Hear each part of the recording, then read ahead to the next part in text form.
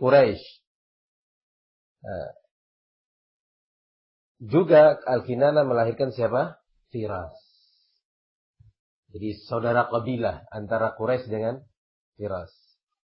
Nah, ini Hind bintul Harith dari Bani Firas, bukan Quraisy.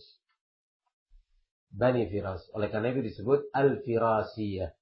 Kalau lelaki dikatakan Al-Firasi. Ya.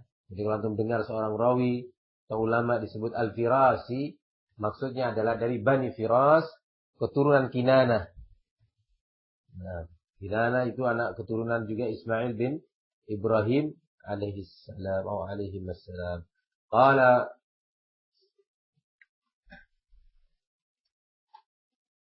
anna Umma Salamah zaujan Nabi sallallahu alaihi wasallam qalat, bahwasanya Ummu Salamah istri Rasulullah sallallahu alaihi wasallam berkata, istaiqadha Rasulullah sallallahu alaihi wasallam lailatan fazi'ah, bahwa Rasulullah terbangun dari tidurnya di suatu malam dalam keadaan rasa takut yang sangat. Itu fazi'ah, rasa takut yang sangat. Nah, terbangun di malam hari dalam kondisi beliau sangat takut. Yaqulu, maka Rasulullah berkata, subhanallah, madza anzalallahu minal khazain wa madza anzala minal fitan. Dimulai dengan subhanallah, mengingatkan dirinya atas kesucian Allah subhanahu wa ta'ala. Kalimat tasbih, subhanallah, maha suci Allah. Nah, barakallahu fikum.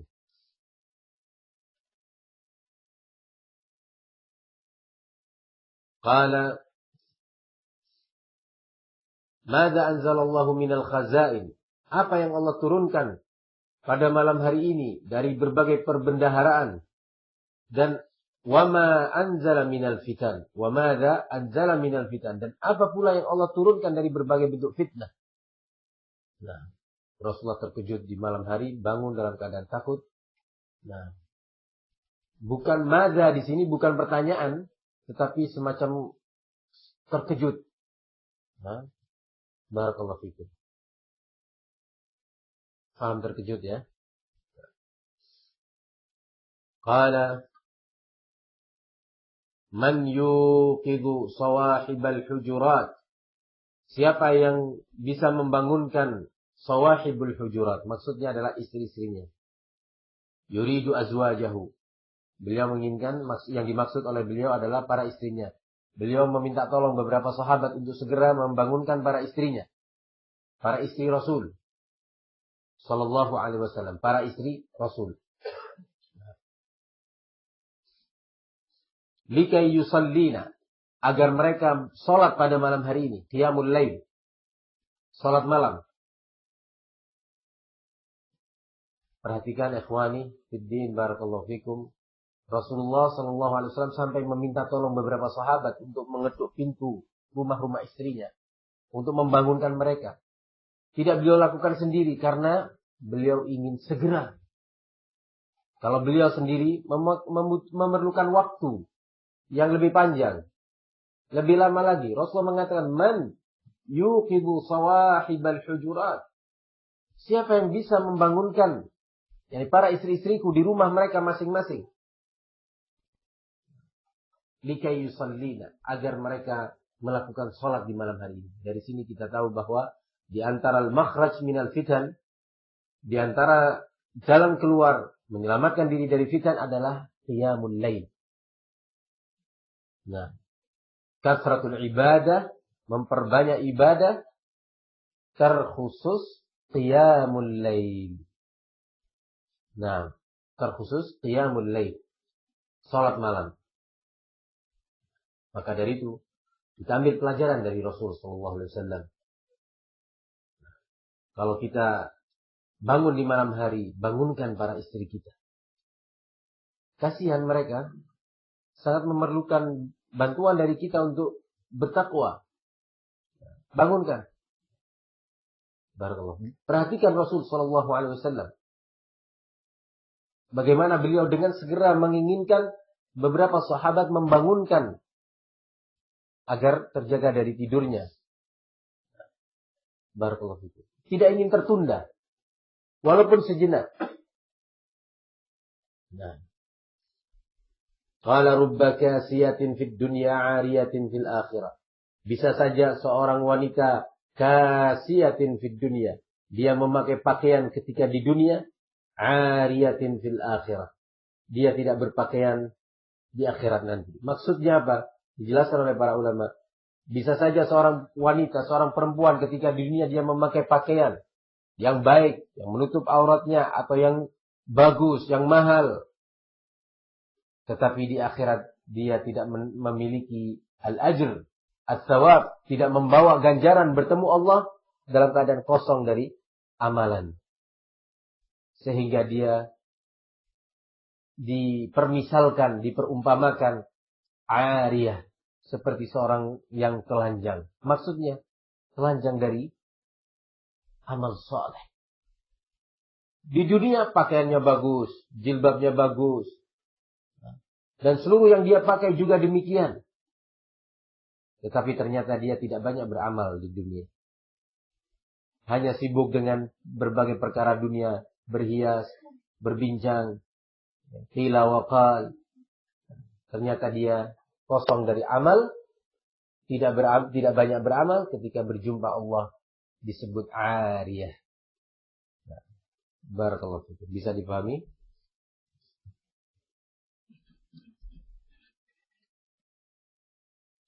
Jadi dari bab ini kita tahu bahwasanya ibadah, memperbanyak amal saleh, terkhusus qiyamul lail adalah salah satu jalan keluar yang menyelamatkan kita dari al-fitan. Qala al-Imam al-Bukhari rahimahullah bab qaulin Nabi sallallahu alaihi wasallam man hamala alaina as-silaha falaysa minna. Barang siapa yang membawa senjata alaina untuk memerangi kami, membuat kami takut, membuat kami resah, cemas, maka dia bukan dari golongan kami. Falaysa minna. Bukan dari golongan kami. Ini nanti akan dijelaskan maknanya. Qala rahimahullahu ta'ala haddatsana Abdullah bin Yusuf qala akhbarana Malik an Nafi' an Abdullah bin Umar radhiyallahu anhuma anna Rasulullah sallallahu alaihi wasallam qala man hamala alaina as-silah falaysa minna. Perhatikan sanad hadis ini dari riwayat Malik an-Nafi' an Ibni Umar. Ini adalah sanad yang paling kokoh dalam pandangan Al-Imam Al-Bukhari. Di sana para ulama muhadditsun memilih beberapa asanid, beberapa sanad yang dianggap oleh mereka ini adalah sanad paling kokoh. Berbeda pandang mereka di dalam menilai sanad mana yang terbaik, yang paling kuat. Dalam pandangan Imam Al-Bukhari, sanad Malik an-Nafi' an Ibni Umar bin Khattab adalah sanad terbaik dari seluruh sanad yang ada. Malik bin Anas dan Nafi' maula Ibni Umar, kemudian dari Ibni Umar bin Khattab radhiyallahu anhuma. Maka dari itu banyak Imam Bukhari mengeluarkan hadis, menyebutkan hadis dalam kitabnya dengan silsilah ini. Malik an-Nafi' an Ibni Umar.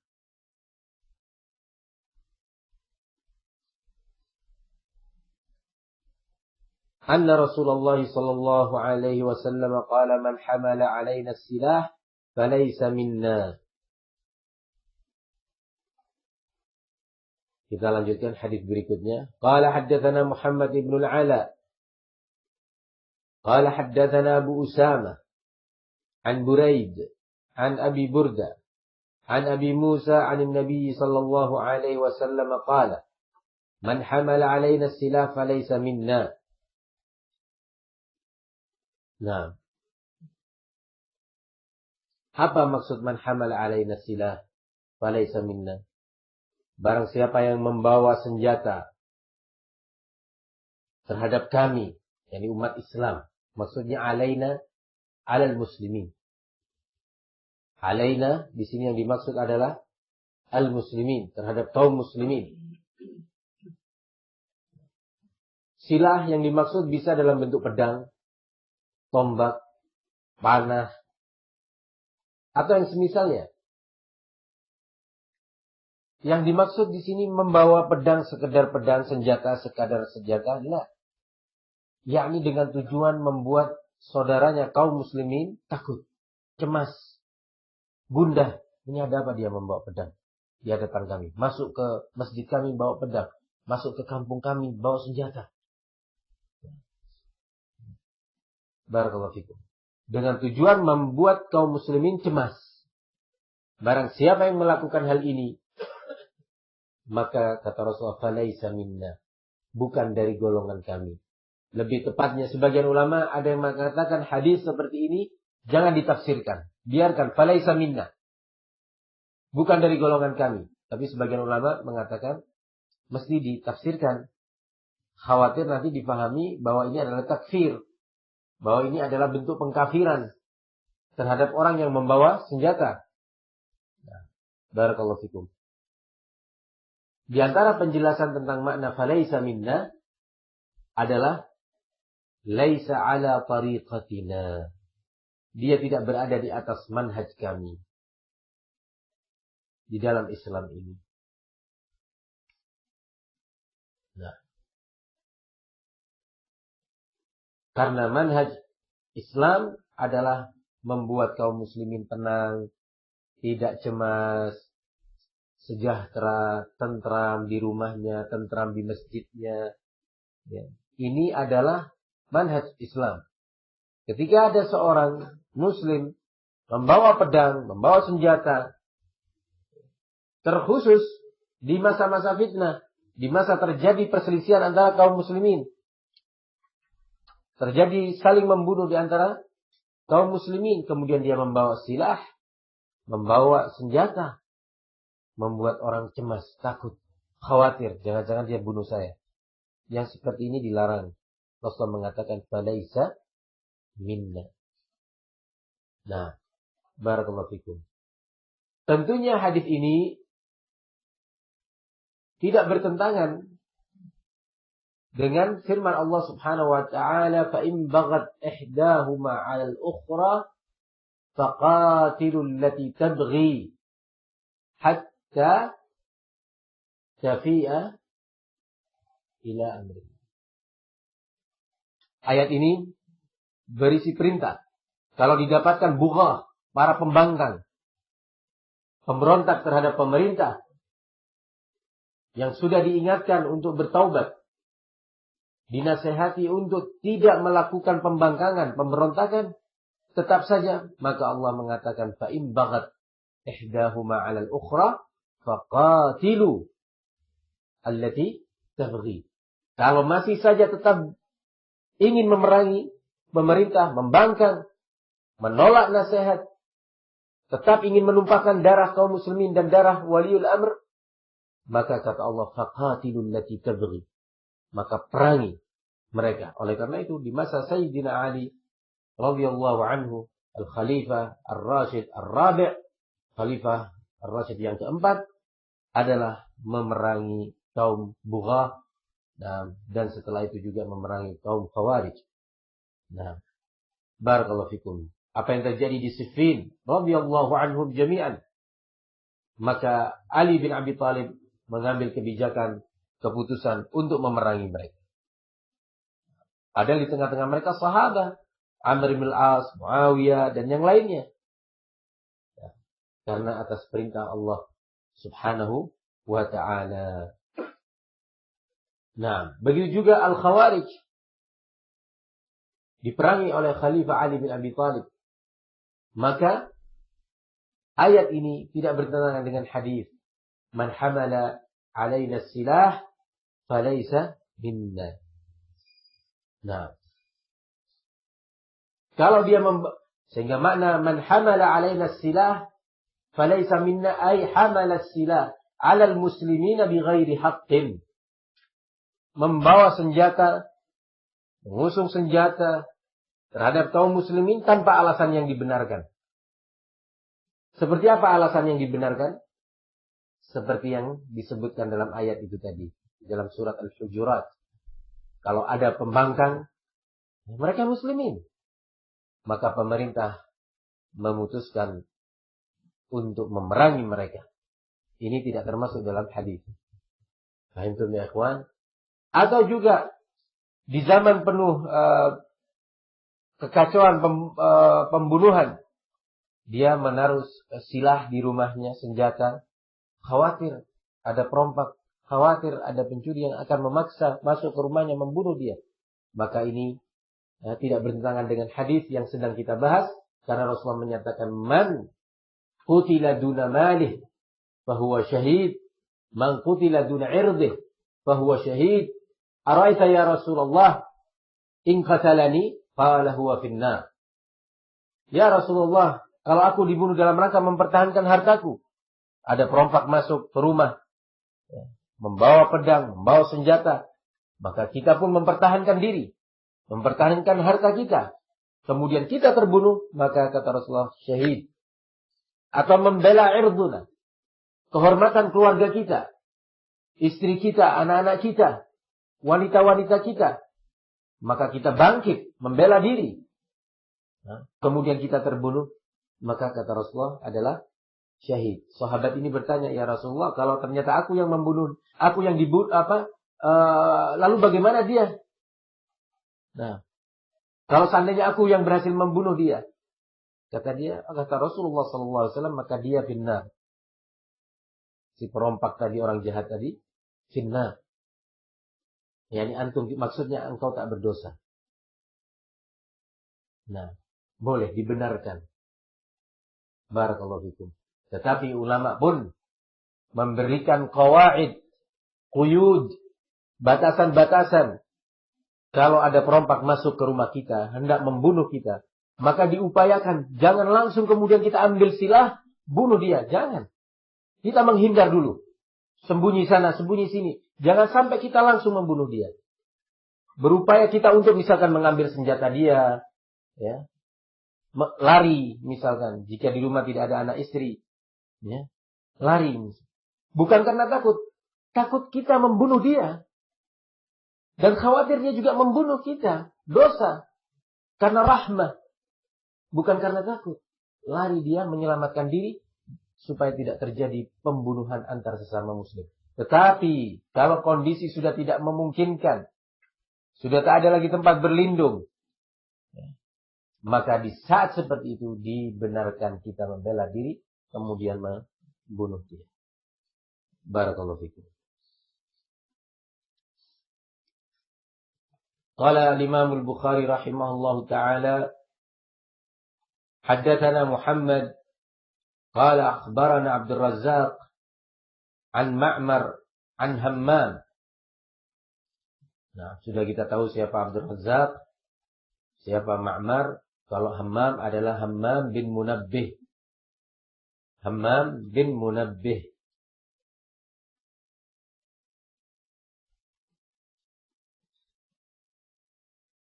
Sami'tu Aba Hurairah radhiyallahu anhu 'anil Nabi sallallahu alaihi wasallam qala, la yushiru ahadukum ala akhihi bis-silah, fa innahu la yadri la'alla asy-syaitana yanzaghu fi yadayhi fa yaqa'u fi hufratin minan nar. Janganlah salah seorang di antara kalian mengarahkan senjata kepada saudaranya. Paham? Bawa pedang, kemudian kita mengatakan, bawa panah, kita ginikan. Bawa senjata, pistol, kita arahkan ini. Tidak. Walaupun main-main, jangan. Jangan seperti itu. Kata Rasulullah SAW. Fa'innahu la yadri. Karena dia tidak tahu. Bisa saja syaitan yanzaghu fi yadayhi. Subhanallah. Dia maunya bergurau. Tiba-tiba ada syaitan masuk, memegang tangan dia dan menggerakkannya. Menggerakkan tangan kita. Atau pedang. Kita maunya main-main begini. Didorong oleh syaitan. Ya. Mengenai saudara kita. Dia terluka atau mungkin mati. Maka ini haram hukumnya. Mungkin kita sering mendapati teman-teman bergurau dengan pisau. Ya, haram. Karena larangan ini. Hukumnya haram. Mengarahkan senjata ya, kepada saudara kita muslim. Nah. Qala rahimahullah. Haddatsana Ali bin Abdullah. Siapa Ali bin Abdullah? Al-Madini. Sudah kita lalui. Qala haddatsana Sufyan Ats-Tsauri. Qala qultu li Amr. Ya Aba Muhammad. Sami'ta Jabir bin Abdullah. Yaqul. Marra rajulun bisihamin fil masjid. فقال له رسول الله صلى الله عليه وسلم أمسك بنصالها قال نعم. Kata Sufyan bertanya kepada Amr rahimahumullah, wahai Aba Muhammad, kunyahnya Amr, apakah engkau pernah mendengar Jabir bin Abdullah berkata, ada seorang pria masuk ke dalam masjid dengan membawa siham, panah. Kemudian Rasulullah mengatakan kepada pria tadi, amsik binisaliha. Nisal itu adalah ujung dari anak panah. Anak panah ujungnya itu. Kalau seorang masuk ke masjid membawa anak panah ini, maka oleh Rasulullah diperintahkan untuk dipegang ujungnya. Nah, diperintahkan untuk dipegang ujungnya. Ini min ta'limil adab. Termasuk bentuk pengajaran adab seorang muslim terhadap saudaranya. Nah, agar apa? Akan datang pada riwayat berikutnya, barakallahu fikum. Akan datang pada riwayat berikutnya, kenapa dilarang oleh Rasulullah sallallahu alaihi wasallam. Qala haddatsana Abu Nu'man, qala haddatsana Hammad bin Zaid. Hammad dalam Sahih Bukhari ada dua nama Hammad setidaknya. Ada Hammad bin Zaid, ada Hammad bin Salamah. Nah, Hammad bin Zaid, yang kedua ada Hammad bin Salam. Nama lengkapnya nama kedua orang ini, dua muhaddits ini, Hammad bin Zaid bin Dinar. Kemudian yang kedua Hammad bin Salamah bin Dirham. Nah, Hammad bin Zaid bin Dinar. Yang kedua Hammad bin Zaid bin Dirham. Nah, sampai para muhaditsin menyampaikan mana yang lebih utama, mana yang lebih kokoh dalam meriwayatkan hadis, Hammad bin Zaid ataukah Hammad bin Salamah? Qala sebagian mereka, fadlu Hammad bin Zaid ala Hammad bin Salamah ka fadli dinar ala dirham. Ya, kekokohan Hammad bin Zaid di dalam meriwayatkan hadis dibandingkan Hammad bin Salamah seperti nilai dinar yang lebih tinggi dibandingkan nilai dirham. Tetapi tidak bisa dipungkiri bahwa Hammad bin Salamah disebutkan oleh para ulama, itu kalau dari sisi keilmuan dan kekokohan hadis Hammad bin Zaid lebih. Tapi dari sisi tamassuk bis sunnah wa raddu ahli bid'ah, maka Hammad bin Salamah afdal. Ya. Nah, oleh karena itu sebagian ulama dulu mengatakan, man takallama ala Hammad bin Salamah fahuwa mubtadi'. Barang siapa yang mencela Hammad bin Salamah, maka dia adalah ahlul bid'ah. Kenapa? Karena Hammad bin Salamah hamil rayatus sunnah. Pembawa rayatus sunnah. Dan ketika antum mendengar yang seperti ini, bahkan lebih rendah mungkin katakan, ada seorang rawi disebut, seorang perawi, dikatakan oleh Al-Hafidz Ibnu Hajar dalam Taqrib at-Tahdzib, fulanun dha'iful hifdz. Hafalannya lemah. Jangan antum kira bahwa dia kayak kita, ya. Sama seperti kita. Lah.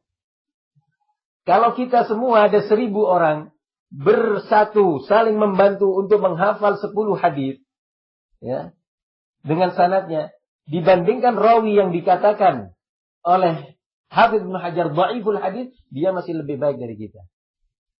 Jangan dikira bahwa dhaiful hadis itu kayak di antara kita yang paling lemah. Enggak. Semua kita ada orang jenius, pandai semua 1000 orang dibanding hadar rawi dhaif, lebih unggul dia, lebih baik dia, lebih utama dia. Nah, barakallahu fikum. Kenapa antum anak kasih contoh muhadditsin? Ya.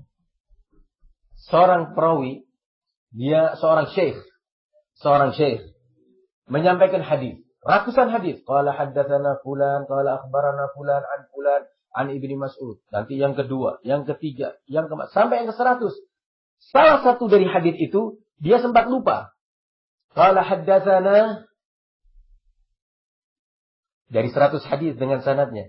Kemudian ada salah seorang murid mengatakan, haddatsana fulan, talqin. Tahu talqin? Didikte, ya. Dibantu hafalannya. Itu dicatat, ada yang mencatat dulu seperti Ibnu Ma'in, Ibnu Madinah. Syekh fulan ini, ya, menerima talqin, yaqbal talqin. Bayangkan, kalau antum mungkin satu hadis bisa 10 kali talqin kan? Nah, barakallahu fikum. Jadi jangan dikira kalau kita mendapatkan seorang perawi dhaiful hifdzi atau sayyi'ul hifdz atau ikhtalafa fi akhirih, kacau hafalannya. Jangan seperti dianggap kayak orang pikun. Enggak. Misalkan dia menghafalkan 100.000 hadis. Dari 100.000 hadis ada 10 atau 20 hadis. Misalkan hadis Abi Hurairah dia sebutkan ini hadis Jabir. 100.000 hadis. Nah, Al-Imam Bukhari 7.000 lebih cuma hadisnya. Yang Sahih Bukhari, jumlah hadis dalam Sahih Bukhari hanya 7.000. Perawi termasuk Imam Bukhari ratusan ribu hadis, bahkan sejuta hadis, seperti Imam Ahmad. Di antara itu ada 20 hadis dia menyampaikan qala haddatsana fulan an Abi Hurairah radhiyallahu anhu qala. Padahal hadis ini yang benar bukan Abu Hurairah tapi dari Ibnu Umar. Satu hadis, salah dia. Itu sudah dikatakan ikhtalata. Sudah tercampur. Ya, barakallahu fikum. Sebagian muhadditsin ketika terjadi ikhtilaf dalam periwayatan hadis, tercampur-campur. Putra-putranya melarang para muhadditsin lain untuk datang menemui ayahnya. Subhanallah. Ya, kalau kemarin Ibnu Madini mengatakan qala haddatsana abi wa kana dha'ifa. Iya. Tidak jarang lagi sebagian muhadditsin disebutkan Jarir bin Abdullah Ad-Dabbi rahimahullah. Ketika terjadi ikhtilaf dalam hafalannya, anak-anaknya berdiri di depan pintu rumah. Kalau ada muhaddits lain mau datang menemui ayahnya, mau mengambil hadis, menerima hadis, qala la, abi qad ikhtalaf. Ayahku sudah. Tapi jangan dikira seperti kita terbaik dari seluruh hufaz di zaman ini. Nah, handum. Nah, begitulah muhadditsun rahimahumullah. Oleh karena itu Imam Ahmad mengatakan ketika menjelaskan hadis at-ta'ifal mansurah, la tazalu min ta'ifatun min ummati zahirina 'alal haqq, la yadurruhum man khalafahum wala man khadhalahum. Qala in lam yakun ahlul hadis fala adri man hum. At-ta'ifal mansurah. Kalau seandainya ta'ifal mansurah ini bukan ahlul hadis, Anda nggak tahu lagi dari umat Islam siapa lagi kalau ahlul hadis tidak termasuk at-ta'ifal mansurah. Kata al-Imam Ahmad rahimahullahu ta'ala. Qala haddatsana Abu Nu'man qala haddatsana Hammad bin Zaid an Amr bin Dinar an Jabir anna rajulan marra fil masjid. Naam. Ba'suhum qad bada atau ba'dhum. Tempat antum apa? Tertulisnya.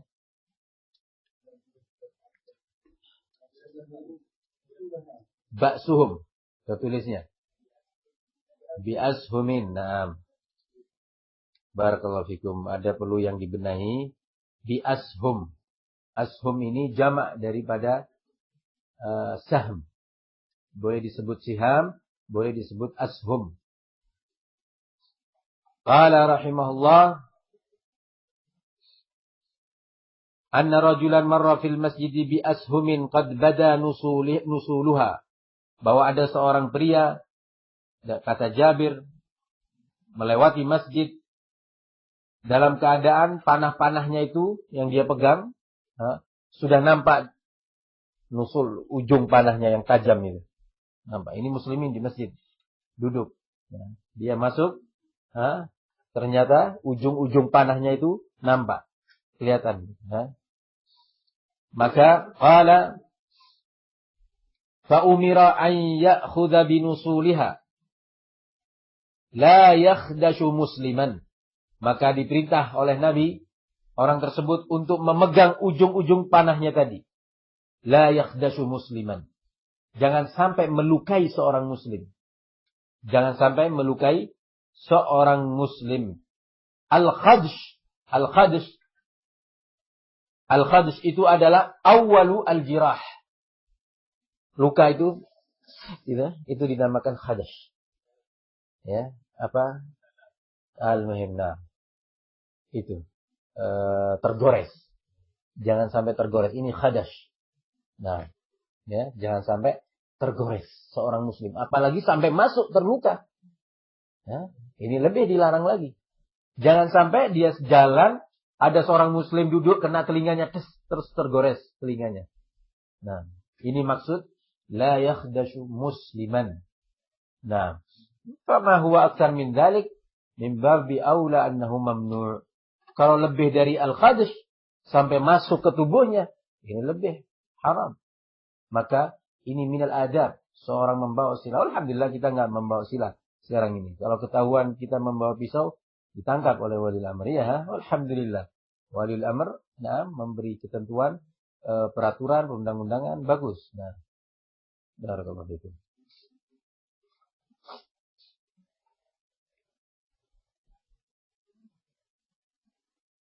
Di negeri Yaman, muslimin di sana biasa membawa senjata.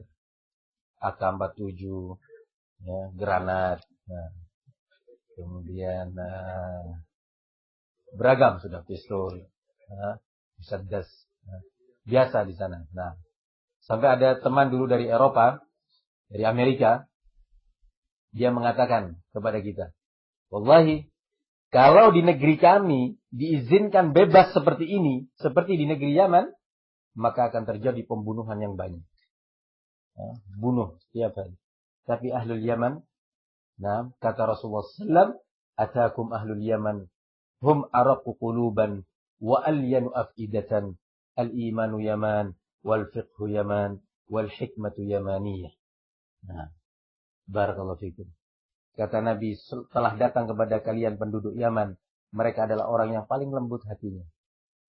Lembut hatinya. Ya. Mudah diingatkan. Subhanallah, ini menimpa kepada langsung ana rasakan. Terjadi ketersinggungan hati. Nah, waktu itu ana pulang dari Hadramut bersama orang-orang dari kabilah Ma'rib, dari Bil Harith, orang-orang yang terkenal pemberani. Tiba-tiba ada ketersinggungan mereka dengan Surpah. Mereka baru membawa mobil dari negeri Oman, ya. Ana numpang. Tiba-tiba di salah satu nuqtah, syurtah, tempat taftish, pemeriksaan, tentara tanya, mana surat-suratnya, periksa lengkap. Entah bagaimana si tentara ini tanya, mana itu tanda khidmah wajib militer. Ditanya surat tanda sudah wajib militer. Kata si sopirnya ini, apa urusannya lalu lintas mobil dengan wajib militer? Tentaranya marah. Akhirnya dia juga marah, di mobil banyak senjata. Nah, keluar juga. Nah, karena di mobil dia bilang, "Ijlis ya hadrami," kata dia. "Kamu duduk di mobil," kata. "Jangan turun." Mereka berenam langsung siap. Ini markas syurta, tentara. Tidak mundur, 6 orang lawan. Ada tank, ada ini bisa. Anti pesawat, nah, lengkap mereka, tidak mundur 6. Tetap. Ana bingung. Nah, posisi mobil, ini mereka 6 di sini, markas di sini. Jadi mobil ana duduk di sini tengah. Nah, bilang ana kalau nggak turun mati ini. Nah, maka ana turun, pergi ke pos polisi, tentara. Setelah itu dia tahu kalau ana turun. Marah dia. Karena ana tamu bagi dia. Jangan sampai ana mati atau terluka. maksudnya. Akhirnya Ana memberanikan diri. Mereka sedang ribut. Ana bilang, ittaqillah. Bilang, ittaqillah ya fulan. Fi dima'al muslimin. Ittaqillah. An-Nabi sallallahu alaihi wasallam yaqul, idza iltaqal muslimani bisayfayhima fal qatil wal maqtul fin nar. Subhanallah, diingatkan oleh hadis, Allahumma salli ala Nabi. Ya Allahumma salli ala Muhammad. Dia terus sadar. Dia ini Hadrami dia yang mulai. Dia yang mulai, Ana tidak salah. Kata si tentara, iya tapi yang sopan. Jawabnya, beradab. Wah. Alhamdulillah sudah. Selesai. Ya, alhamdulillah. Jalan lagi. Subhanallah, nukbah berikutnya. Tempat pemeriksaan berikutnya aman. Rupanya sudah dikontak. Jangan diganggu ini 6 orang. Yang ketiga atau yang keempat, malam hari sudah malam ini, gelap. Akhirnya, barakallahu fikum, teman kita ini yang satu mobil sudah panas dia kan. Sambil panas. Begitu dibuka kaca, surta, polisi mau tanya baik-baik. Tapi teman kita sudah marah ini. Syurif. Begitu. Apa yang kamu maukan? Surta tersinggung, marah. Ada apa kamu? Kok marah-marah? Apa salah saya? Turun lagi, lepas saya. Sudah, suara sudah rame. Ana bingung. Dia bilang, Hadrami, kamu duduk. Duduk di mobil, jangan turun. Ana enggak. Sudah lepas senjata. Tapi subhanallah, ketika diingatkan lagi, itu kalau nggak diingatkan terus. Ahlul Yaman dirasakan oleh Arab yang lainnya bahkan. Bahwa memang mereka alyanu afidatan wa araqqu quluban. Antum bayangkan kalau di Malaysia senjata bebas. Apa yang akan terjadi? Iya. Na'udzubillah. Maka dari itu, ikhwani fiddin, ala kulli hal, di masa al-fitan, di masa banyak pembunuhan, tidak dibenarkan seorang muslim membawa senjata. Di masa terjadi fitan antar kabilah, tidak dibenarkan membawa senjata. Dari hadis, man hamal alaina silah falaysa minna. Semua wajib meletakkan senjatanya. Bisa difahami? Qala rahimahullahu ta'ala, حدثنا محمد بن العلاء الهمداني الكوفي قال حدثنا أبو أسامة حماد بن أسامة عن بريد عن أبي بردة عن أبي موسى عن النبي صلى الله عليه وسلم قال إذا مر أحدكم في مسجدنا أو في سوقنا. Perhatikan di sini ada tambahan au fi suqina. Sebelumnya kita sudah melewati hadis Buraidah yang awal ya. Qala rahimahullah, qala sallallahu alaihi wasallam, wa ma'ahu nablun, yaitu anak panah. Fal yumsik ala nisaliha, aw qala fal yaghbid bi kaffihi, ay yusiba ahadan minal muslimin minha bi syai'. Sama dengan hadis yang sebelumnya, jika salah seorang di antara kalian masuk ke masjid kami, masjid muslimin, atau di pasar-pasar kami, dan dia membawa senjata, membawa anak panah, hendaknya dia memegang ujung anak panahnya. Pegang terus. Begitu. Aw falyaqbid bi kaffihi, menggenggamnya dengan tangan dia. Jangan sampai dia menimpa salah seorang dari kaum muslimin. Barakallahu fikum.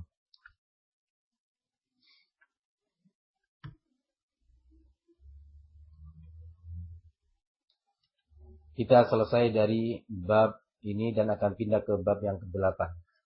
Ada yang perlu ditanyakan? Fadhal, langsung, enggak usah ditulis. Fadhal.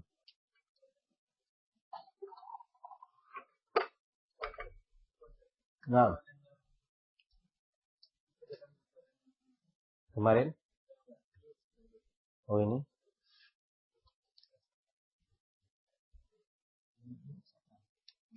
Yang mana? Tidak paham. Ini di sekolah diajar bahwa kalau mau salat jamaah tidak boleh bercakap dan tidak salat. Jadi mereka mau kan penjelasan Ustaz karena mereka kalau bercakap maka bakal salat. Ini yang pertama. Yang kedua tentang Ini di sekolah diajarkan hari Syak. Ini berkaitan apa itu hari Syak Ramadan. Allah. Ada dua soalan di sini. Yang pertama, diajarkan di sekolah bahwa seorang ketika hendak menjamak salat, misalkan zuhur dan asar, maghrib dan isya, maka tidak dibenarkan untuk bercakap antara dua salat ini tadi. Bisa dipahami permasalahannya, soalan? Selesai sholat zuhur 2 rakaat, kemudian kita akan sholat asar, maka tak boleh bercakap-cakap. Bincang nggak boleh. Karena kalau bercakap nggak sah sholatnya, batal. Barakallahu fikum, ini tidak benar. Nah, tidak benar. Barakallahu fikum, jika memang bercakap itu dibutuhkan, diperlukan, ya, mesti misalkan dia mau selesai sholat zuhur, qasar, hendak bangkit sholat asar, iqamatus shalah. Kemudian salah seorang mengatakan kepada temannya, tolong panggil si fulan, bahwa kita mau sholat asar, itu fulan. Dia mungkin tidak tahu bahwa kita akan menjamak. Nah, gagas. Yang seperti ini. Nah, ya. Atau seorang makmum mengatakan kepada imam, coba antum maju sedikit ke depan, karena ini banyak yang mau berjamaah, nanti tempatnya nggak cukup. Boleh. Nah, jika memang terpaksa bercakap. Pada dasarnya bahwa dua sholat ini ketika dijamak zuhur dengan asar atau maghrib dengan isya, sebaiknya memang tidak bercakap, karena Rasulullah pun tidak memisah keduanya dengan zikir. Tidak ada zikir antara dua sholat tadi ketika hendak dijamak. Namun jika terpaksa untuk berbicara atau bercakap, boleh. Dibenarkan. Jika terpaksa. Nah. Pertanyaan soalan kedua. Di sekolah juga diajarkan adanya hari Syak ketika akan memasuki bulan Ramadan. Nah.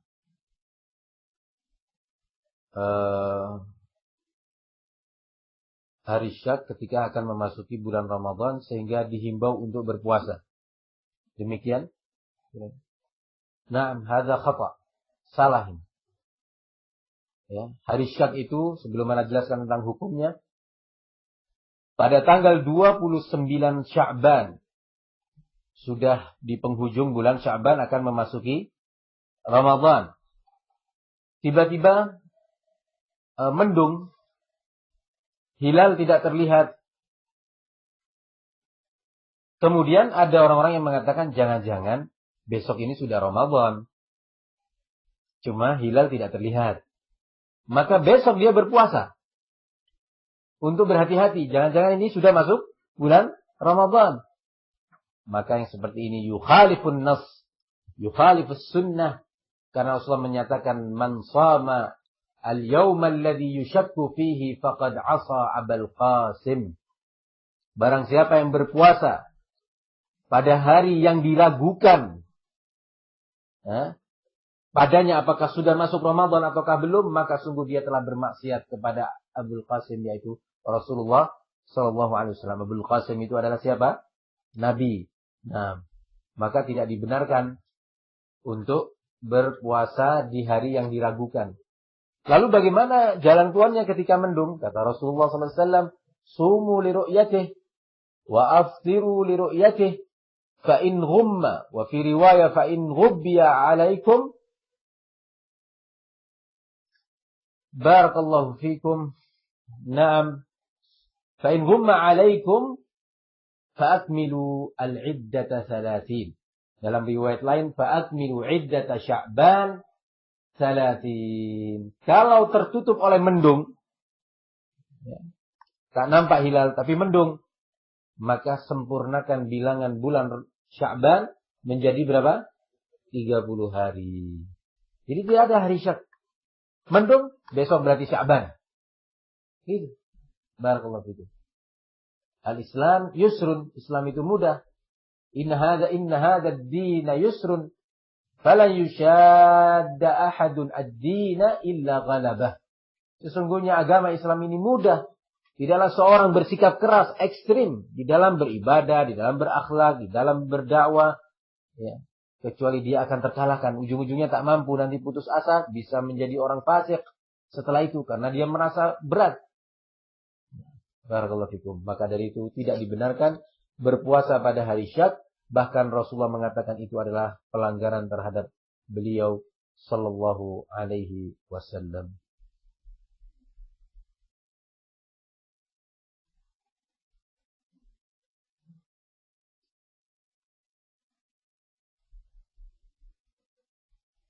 Tadi telah disebutkan bahwa qiyamul lail adalah salah satu cara untuk mengelak dari fitnah.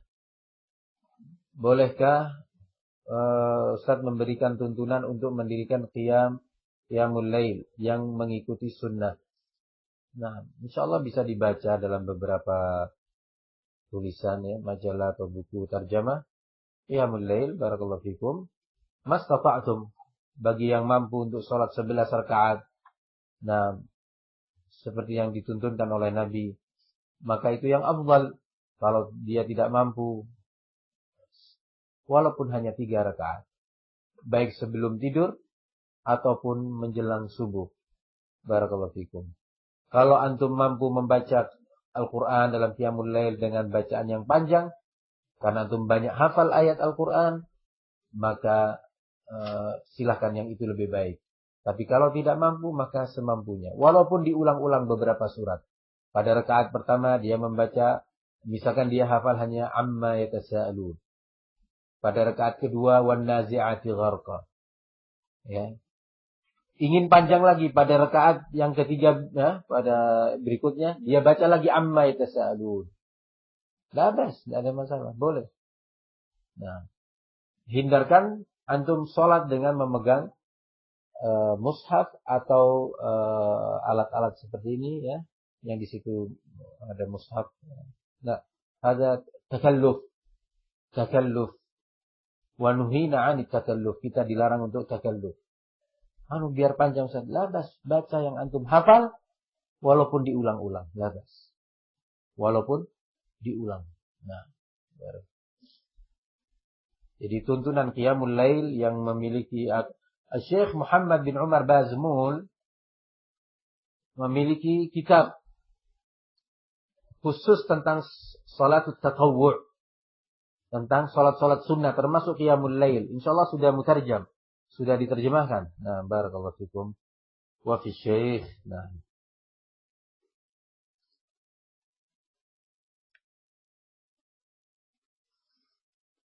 baik, untuk sementara waktu kita cukupkan sampai di sini. Kita istirahat sejenak, nanti kita lanjut kembali bismillah.